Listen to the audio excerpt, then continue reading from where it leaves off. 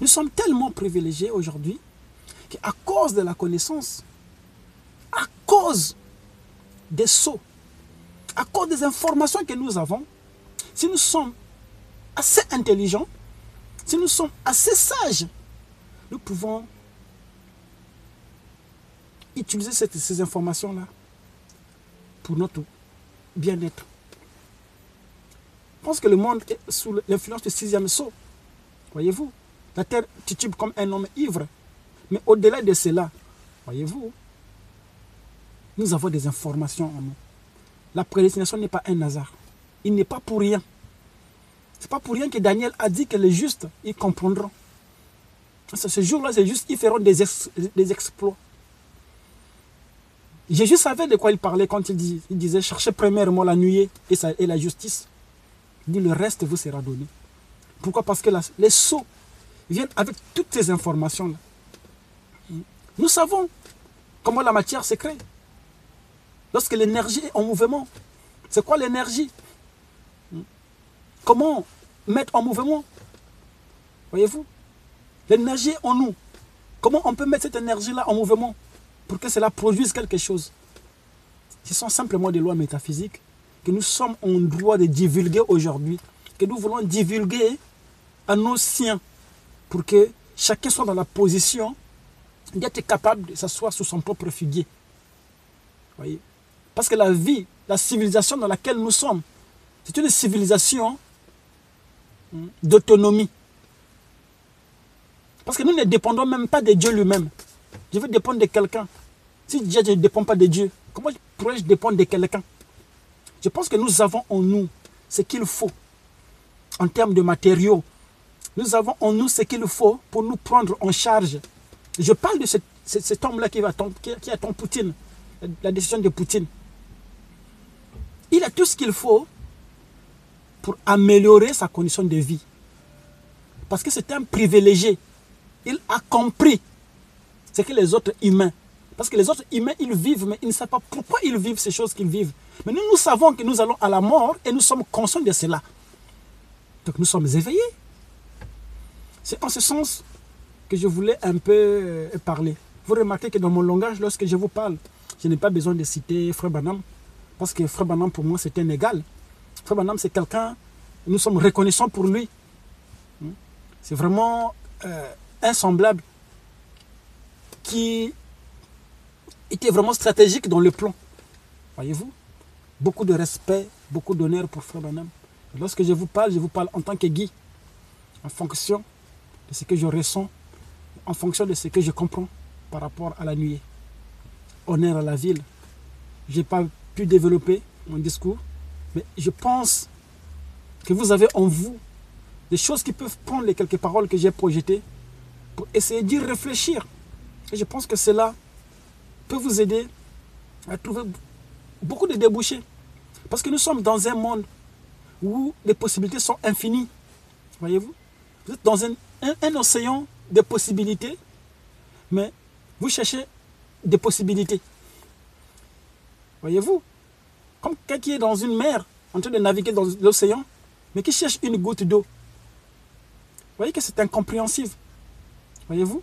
Nous sommes en train de vivre un monde où tout est à notre portée. C'est nous qui contrôlons le monde. C'est nous qui décidons. Voyez-vous? C'est parce que les gens, ils ont soit peur de rentrer dans la position de décider. Par peur, simplement. C'est la décision. Nous décidons. J'ai décidé cet été d'aller en Australie. Mais je suis très reconnaissant à mon ami BroLife, parce que chaque fois que j'étais en train de stresser d'aller en Australie, il dit, mais bro, je vais venir en Australie, comment ça va se passer, le logement, comment... Je connais un peu comment tu vis et tout, comment ça va se passer. Il me dit, bro, viens en Australie. Je n'arrivais pas à saisir. Mais c'est quand je suis allé en Australie, parce qu'après je me suis dit, ben, je vais en Australie, j'ai fait mes réservations, j'étais moins stressé. Quand j'arrive en Australie, mais c'était au-delà de ce que je pouvais imaginer. L'argent que j'avais prévu pour mon voyage, je ne pense, c'était plus que suffisant. Je n'avais même pas besoin. Même pas besoin. Il fallait simplement décider.